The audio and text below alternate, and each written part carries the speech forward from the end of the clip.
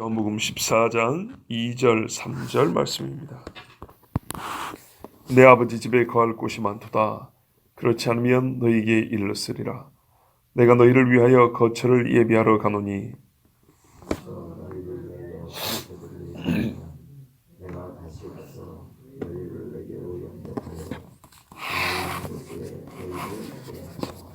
아멘.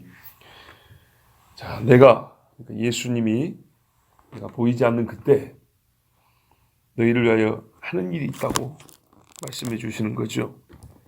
이제 떠나가시지 않습니까? 그때 내가 반드시 할 일이 있는데 그것을 믿어야 하고 또 그때를 믿음으로 기다려야 한다 하고 우리 지금 말씀해 줍니다. 정말로 하나님께서 그 아들을 보내셔서 이 땅에 있는 자들을 참 사랑하게 하셨잖아요. 물론 사랑하셔서 오셨지만 사랑한 자들이 우리 예수님이 주시는 두 번째 선물입니다. 하나는 자기 몸이고 하나는 아버지 집입니다. 아버지 집에 들어갈 수 있는 조건을 십자가 죽음으로 완벽하게 마련해 놓으시고 이제는 그 집을 준비하러 가신다 그랬습니다. 아버지와 나는 동일하다고 우리 예수님 여러 차례 말씀했습니다. 그러니까 아버지 집이 내 집이죠. 근데 그 집을 이제는 이 사랑하는 제자들에게 주겠다고. 제자들 꿈도 못 꿨던 이런 이야기는 듣도 보도 못한 이야기인데 그 약속을 해주고 계십니다. 아버지께 순종하는 아들은 그 집을 뭐라고 부르냐면 아버지 집이라고 합니다. 옛적에 예수님이 성전을 내 아버지 집을 너희가 도적의 구렬로 만들었다 그랬습니다. 참 중요하죠. 아버지 집이 기본적으로 어딘지를 가르쳐 줬습니다. 성전이라고 했습니다. 눈에 보이는 성전을 아버지 집이라고 했습니다. 솔직히 이것은 모형입니다.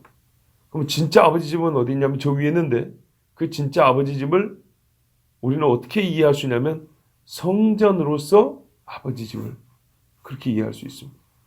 아니나 다를까 뭐냐면 하나님이 우리와 함께 하시는데 장막집으로 그러니까 하나의 집으로 함께 하시는데 요한계시록 보니까 성전은 없더라. 아버지와 아들이 성전이더라. 그렇죠. 예루살렘 성은 내려오는데 내가 그래서 성전을 보지 못했으니 보좌에 계신 이와 그 어린 양이 성전임이라 이렇게 했어요. 그러니까 아버지께서 자기 자신을 친히 우리의 집으로 주신다는 겁니다. 그러니까 어떤 보이는 형태는 아닙니다. 그런데 자기 자신을 우리의 집으로 준다 그랬습니다. 근데 이제 좀 확장시키면 예루살렘 성이 바로 집입니다. 집. 예루살렘 성이 집이고 또 좀 이렇게 엄격히 말한다면 성전으로서 말 그대로 성전은 집이잖아요.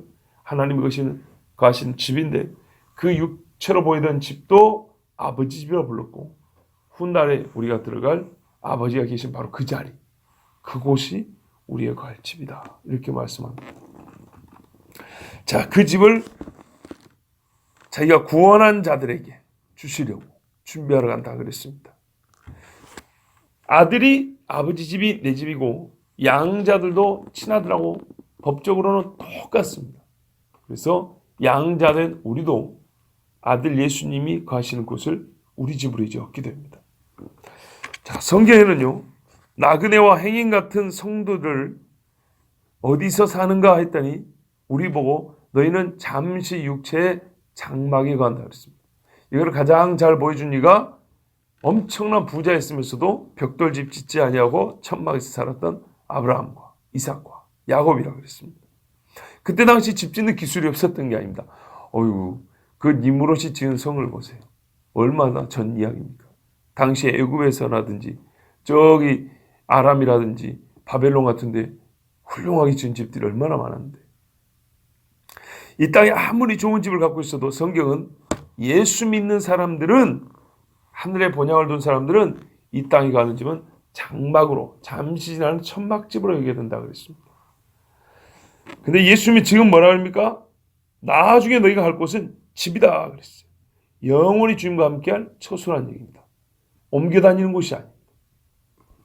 사탄과 이 어둠의 권세가 절대 틈탈 수도 없고 죄도 없고 악도 없고 그래서 사망도 없고 고통도 없는 곳이 바로 우리 예수님이 준비해 주러 가신 집입니다. 지금 거의 준비 끝났을 겁니다. 우리 성도들이 최후의 거할 거처는 우리 주님이 이름 붙인 아버지 집입니다. 자, 그 집에는 거할 곳이 많도다 그랬습니다.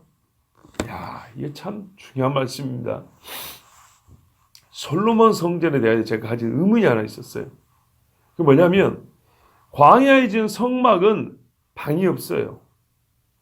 뜰이 있고 짐승 잡고 손 씻고 향 들고 그 불 피워 들어와서 떡상이 있고 등잔대 있고 또 향불이 이렇게 타오르고 그 뒤에 지성소에 우리 교회 사이즈만 하다 그랬죠.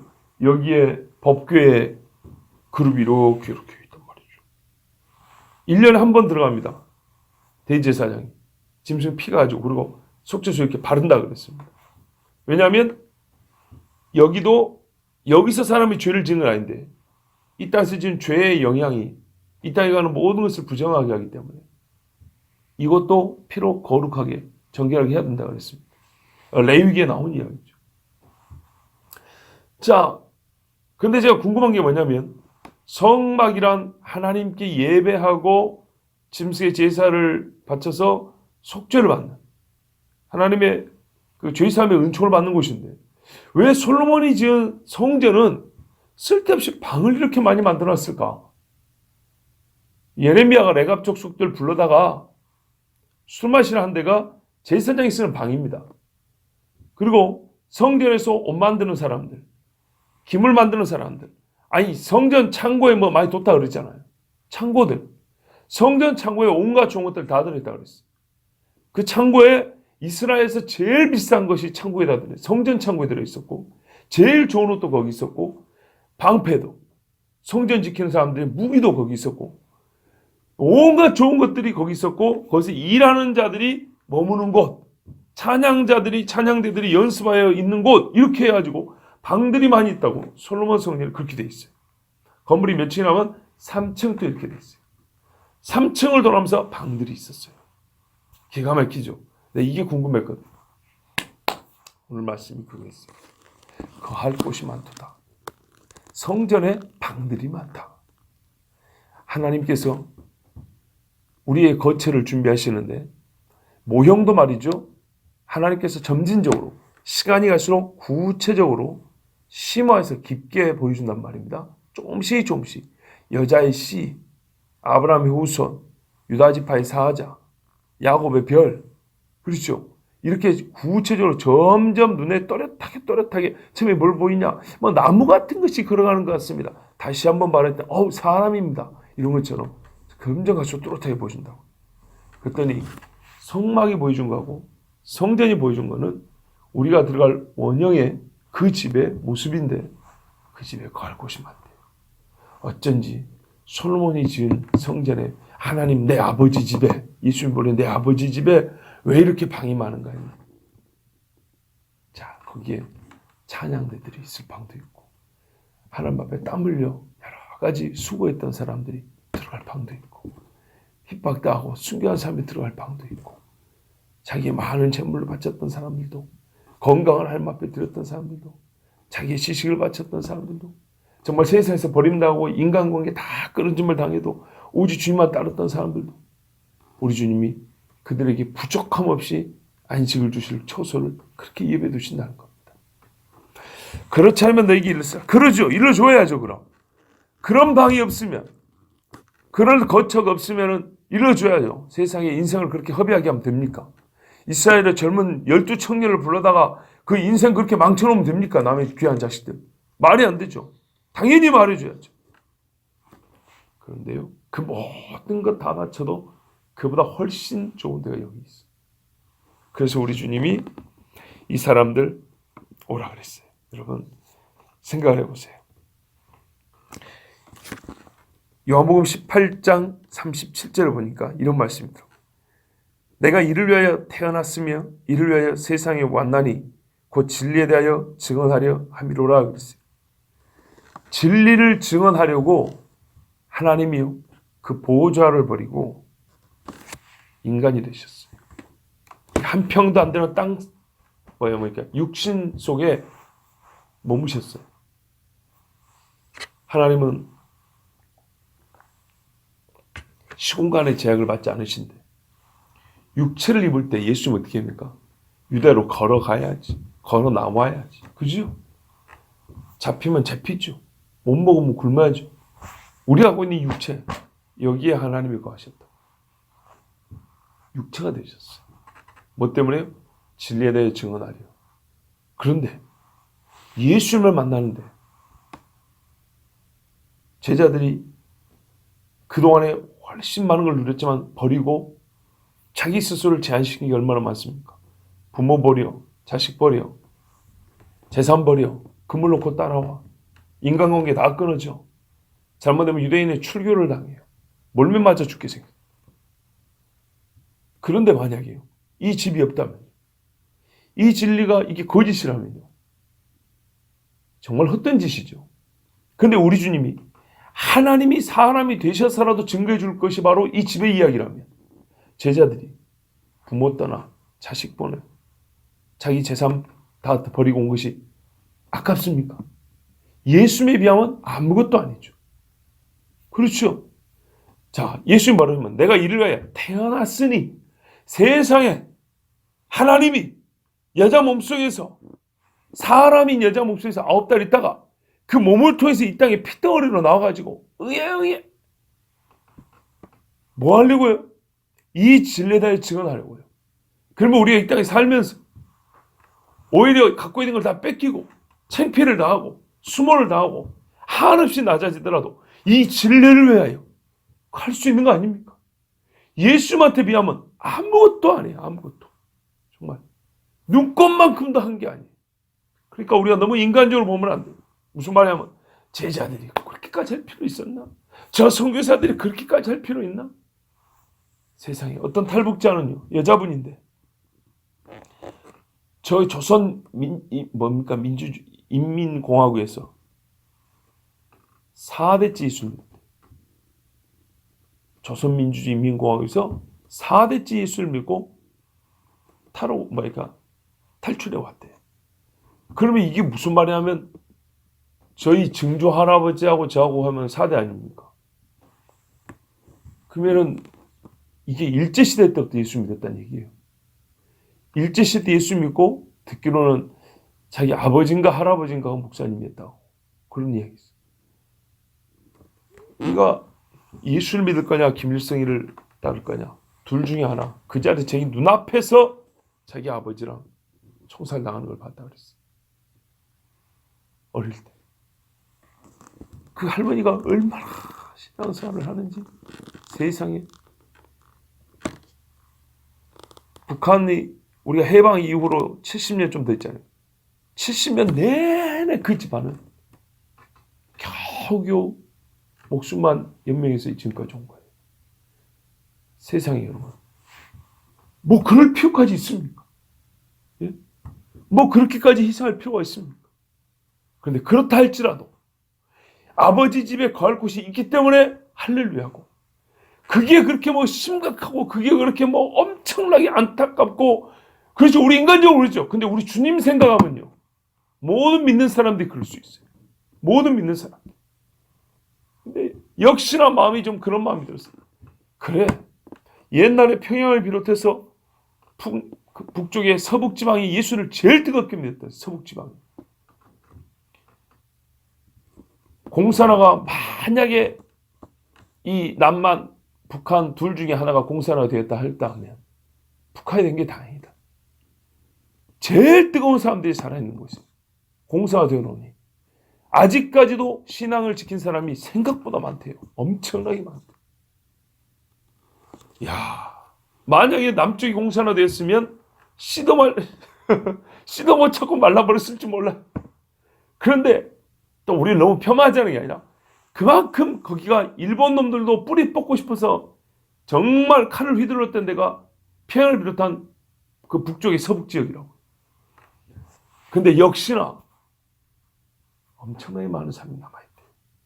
정말 성경을 한 장씩 뜯어가지고 외우고 돌려보고, 성경이 없으니까 다 뺏겨버리고 태워버리니까 자기 손으로 다시 써가지고 필사한 성경을 돌려보고, 그리고 여러분 70년 80년 신앙을 지켜본 집에 있대요. 그 잃어버린 인생 아니죠. 잃어버린 게 아니죠. 아버지 집에 가는데 내 눈앞에서 내 식구가 찔려 죽고 총에 맞아 죽고 어떤 할머니는 몸이 성한 데가 하나도 없대 고문당해가지고. 그런데 평안 가운데 그런 직원들이 막 요즘에는 여기서 막 들려오잖아요. 외국 사람들이 들어가서 막 취재해 오고 녹음해 오고 촬영해 오고. 그러나 아무리 사람이 이 진리를 위하여 크게 희생하고 수고한다 해도 예수님이 뭐라고요? 내가 이 진리를 위하여 이 세상에 왔고 태어났다 그랬어요. 태어나 세상에 출생신고했다고요. 하나님이 세상에 왔다고 출생신고했다. 우리 주님이 겪으신 일에 비하면 아무것도 아니야. 아무것도. 우리가 맨날 감격적으로 부르잖아요. 높고 높은 보호자에서 내려오신 우리 주님 그러잖아요. 맞아요. 그러니까 제자들도 다 버리고 올 수 있었어요. 왜냐? 누군가는 처음에 이 복음을 들고 나가서 외칠 소리가 되어야 됐어요. 누군가는 평안 중에 예수 믿지만은 어떤 이는 고난 중에 예수 믿어야 되고 누군가는 모든 것을 가지면서도 하나님 주신 복을 받으면서도 예수 믿을 사람이 있지만은 또 누군가는 쌀 한 톨 못 먹고도 예수 믿고 전해야 될 사람이 있어야 된다는 말이에요. 말 그대로 사도로 써야 될 사람들, 사도로 외쳐져야 될 사람들이 있어야 된다는 말이에요. 그 사람들은 예수님이 이렇게 부르셨어요. 그리고 이들에게 감사하게도 이 귀한 소식을 그래서 맨 먼저 가르쳐 줬어요. 내 아버지 집에 갈 곳이 많다. 내가 너희를 위하여 거처를 예비하러 가노니. 왜 이제 이 말씀을 했을까? 참 그렇죠. 처음부터 이 소망의 소식을 가르쳤으면 얼마나 좋습니까? 우리 성경에는요. 참 재밌습니다. 세례 요한, 예수 그리스도, 그 다음에 오순절 이후에 제자들 셋이 공이 복음을 증거할 때 맨 첫 마디가 뭡니까? 회개하랍니다. 이게 정말로 중요합니다. 우리가 누구에게 어느 때 복음을 전하든지 간에 복음을 전하는 내가 누구든지 간에 첫 번째는 회개하랍니다. 세례 요한의 성정하고 예수님의 성정이 같습니까? 베드로, 요한, 나머지 12제자 그 120명의 성도하고 성정이 똑같은 사람이 어디 있어요? 그 중에. 삶의 형편이 똑같은 사람이 어디 있냐고요. 듣는 대상도 달라요. 시대도 달라요. 벌써. 그런데 어떻게 해요? 회개하랍니다. 성경에서 보여주는 복음의 제1번지 예루살렘. 복음의 첫 번째 소리들은 항상 처음에 회개하라 했어요. 그 다음에 뒤에 가서 뭘 졌는지 아십니까? 항상 아버지가 주시는 상을 얘기했어요. 아버지 집에 도랑을 얘기했어요. 예수님이 하신 비유도 보세요. 탕자가 아버지 집에 어떻게 돌아갑니까? 근데 우리가 이 순서를 바꾸려고 그래요. 하나님이 당신을 위해 놀라운 계획을 준비해 놓으셨습니다를 먼저 전하니까 문제라고요. 그러니까 어떻게 해요? 덜 익은 떡을 먹으려고. 그거보다 덜 익은 고기랑 이렇게 덜 익은 고기를 먼저 뜯어먹고 있다고요. 세상에. 고기를 날것으로 뜯어먹으려고 해요. 피도 안 빼고. 성경은 항상 회개하라에서부터 시작해서 오늘 아버지 집에 너희를 위해 거처를 예비하노니 너희가 가야 할 본향을 얘기해 줍니다. 이게 성경의 순서입니다. 십자가에 가까워서야 이 말씀을 하셨다는 걸 기억하셔야 됩니다. 오직 이 거처는 십자가 예수의 피로만 예비할 수 있습니다. 아까 잠깐 언급한 대로 히브리서에는 주께서 자기 피를 들고 대제사장으로서 지성소에 들어가셨다는 말씀을 합니다. 히브리서 9장 11절 12절에 그리스도께서는 장래 좋은 일의 대제사장으로 오사 손으로 짓지 아니한 것 곧 이 창조에 속하지 아니한 더 크고 온전한 장막으로 말미암아 염소와 송아지의 피로 하지 아니하고 오직 자기의 피로 영원한 속죄를 이루사 단번에 성소에 들어가셨느니라. 아멘. 이 말씀이 뭐냐 하면 이 히브리서 9장 7절에 보면 대제사장이 짐승의 피를 가지고 1년 1차에 지성소로 들어간 얘기가 나옵니다. 그러면 지성소에 들어가서 뭐 하냐면 아까 말씀드린 대로 지성소에 있는 법궤의 속죄소입니다. 하나님이 우리에게 속죄를 해주시는 곳. 그래서 이 교단에 따라 호칭이 좀 다른데 어떤 교단에서는 거기를 시은좌라 부른다고 그랬어요. 은혜가 베풀어지는 좌소. 그런 자리다 이런 말입니다. 그걸 우리 이제 같은 뜻이지만 다른 한자표로 속죄소라고 우리 번역이 되어 있다고. 그런데 그게 왜 피로 이렇게 묻힙니까? 이 피는 정결하게 하는 겁니다. 그래서 제단 앞에 저 밖에 있는 제단불부터 피를 바르고 왔어요. 여기서도 뿌리죠. 몇 번 뿌리고 제사장은 귓뿌리에 바르고 발가락에 바르고, 그렇죠. 들어와서 이 속죄소에도 바른다 이 말입니다. 법궤의 그 뚜껑에도. 동일한 의미입니다. 정결하게 하려고 한 것입니다. 근데 이 일을 대제사장이 1년에 1차씩 하는데, 그래서 무슨 말이냐면 백성과 이 속죄소, 하나님이 거하신다는 이 지성소가 정결함으로 이렇게 연결이 되는 겁니다. 예수님께서 하신 일이 뭐냐면은 자기 피를 들고 대제사장으로서, 짐승의 피가 아니라 자기 피를 들고 하늘에 있는 지성소에 들어갔다 이런 말입니다. 그래야 어떻게 됩니까? 속죄가 완료가 되는 겁니다. 저기 있는 저 밖에 있는 인간들하고 이 하늘의 영원한 거처인 하나님이 계신 이 속죄소 이곳하고 영적으로 어떻게 해요? 차이가 없는 겁니다. 그러니까 그 거룩함의 차이가 없이 동일하게 정결하게 되는 겁니다. 저곳에 있는 사람들이 이곳에 들어올 수 있도록 자기 피로 씻고 이렇게 하는 겁니다. 표현을 하자면, 좀 쉽게 말하면 이 땅에 지은 죄인들의 죄가 이곳 이 거룩한 곳을 오염시켰다는 그런 뜻입니다. 하나님의 거룩이, 본성상 가지고 계시는 거룩이 없어진 게 아니고 그 거룩을 더럽힌 놈들이 인간이란 말입니다. 인간이 죄로 말미암아, 모세가 자기의 의로 자기의 분노로 말미암아 하나님의 거룩함을 가렸다 그러죠. 바로 그런 짓입니다. 그래서 예수의 피는 하늘에 있는 지성소까지 정결하게 하여 어떻게 해요? 하나님의 거룩함을 온전하게 하고 백성들이 이곳에 들어올 수 있도록 이렇게 준비하는 겁니다. 우리가 참 이거는 어떻게 이해하기가 어렵지만 하여튼 성경에 그리 되어 있습니다. 이게 바로 그리스도 속죄의 피의 효력의 범위입니다. 간단히 말씀드리면 최종적인 목적은 뭐냐면 우리를 구원하고자 하는 건데, 이 구원이 있을 수 있는 피의 이 영적인 작동 원리가 뭐냐면 하나님의 지성소까지 이 피로 속죄해야 된단 말입니다. 거룩하게 해야 된단 말입니다. 그래서 닦는 겁니다. 예수의 피로. 자, 우리가 예수님의 피로 정결해짐을 받듯이 우리가 들어가야 할 그것도 우리의 죄로 말미암아 하나님 앞에 나아갈 수가 없었던 그거, 그게 가려졌지 않습니까? 이게 찢어졌죠.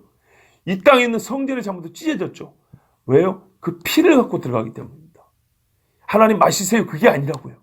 바르러 들어간다고요. 피를 닦으러 들어간다고요. 피로 닦는다고. 바로 그런 뜻입니다. 그러니까는 참 우리 예수님의 피가 그 미치는 효력의 이 광활함, 이 넓은 걸 우리가 알아야 되는데, 최종 목적은 우리의 구원이지만 구원을 이루기 위해서는 뭐예요? 우리의 보이는 것과 보이지 않는 것을 다 피로 씻듯이 나의 그런 것처럼 보이지 않는 하나님의 나라의 그곳으로도 우리 집이 피를 갖고 와서 정결하게 하는 겁니다. 자, 가서 너희를 위하여 거처를 예비하면, 예수님이 한 말씀으로 이거 다 할 수 있죠. 빛이 있으라. 그렇죠. 무트이 드러나고 물이 경계가 있어서 넘어지면 이거 말할 수 있는 것인데, 예비하면 뭔가 시간이 필요한 것 같습니다. 시간적인 그런 느낌이 좀 나죠. 우리 주님이 우리를 한마디로 다 구원받아라 이래도 되는 거지만 하나님의 의에는 그렇게 말씀 한마디로 되지 않습니다. 하나님의 의로는 아무것도 없는 상태에서는 말씀 한마디로 창조하시지만 죄인들의 죄를 사하는 것에는 반드시 육체를 입고 들어와야 되기 때문에 그 육체는 시간과 공간 안에 있는 겁니다. 즉 역사 속에서 일어나는 겁니다. 그래서 우리 주님은 우리를 위한 이 육체들을 위한 거처를 예비하는 것도 시간이 필요하다는 걸 전제로 예비한다 이렇게 했습니다. 또 하나 이게 예비가 되는 것은, 시간이 필요한 것은 뭐냐면 천사들을 통하여 일을 하기 때문입니다. 이게 참 중요합니다. 성경에 보면 모든 천사는 부리는 영으로서 구원 얻을 후사들을 섬기라고 보내심이 아니냐 이렇게 되어 있습니다. 그래서 이 땅에 다니엘이 하나님 말씀 궁금할 때 천사를 통해 가르쳐주고, 아브라함 만날 때 천사 보내주고, 소돔과 고도 천사 보내주고, 그렇죠. 18만 5천 아수르 군대 친 것도 천사 보내주고. 옛날에 우리 어른들은 우리 어릴 때 그리 가르쳤거든요. 물론 저기 천주교처럼 뭐 수호천사니 이런 것은 아닙니다.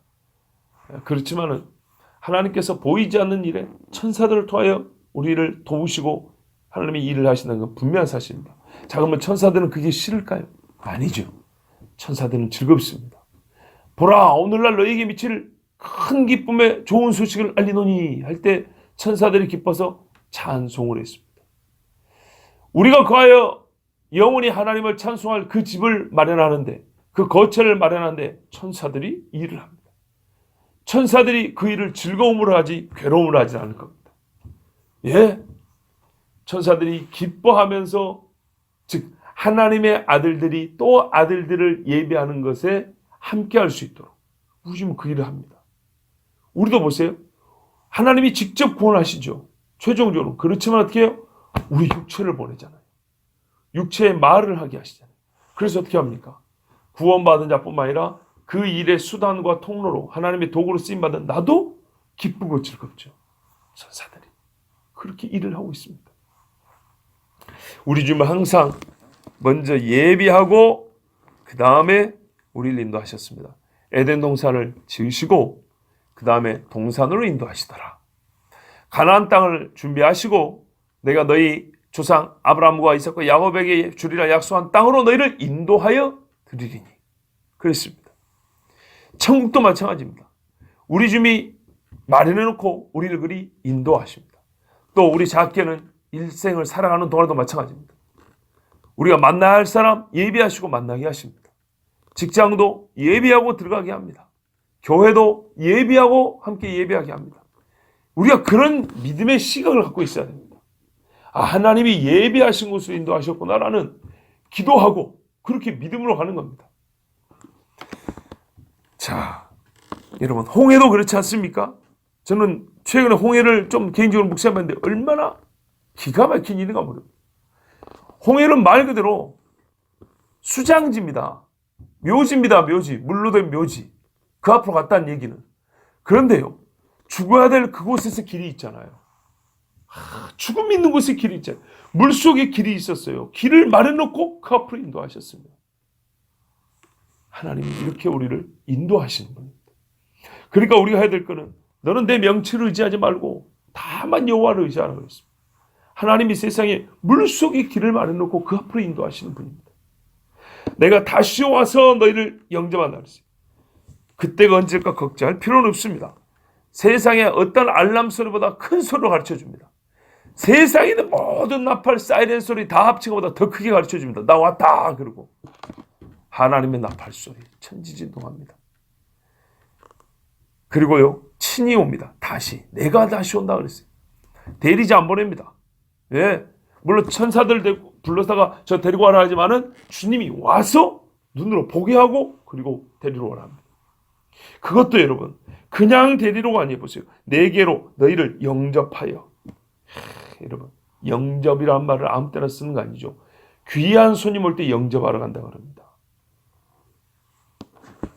귀한 손님 올 때 주인이 몇 발자국 앞에 나가는 겁니다. 그런데요 우리 주님은 하늘에서 여기까지 내려오십니다.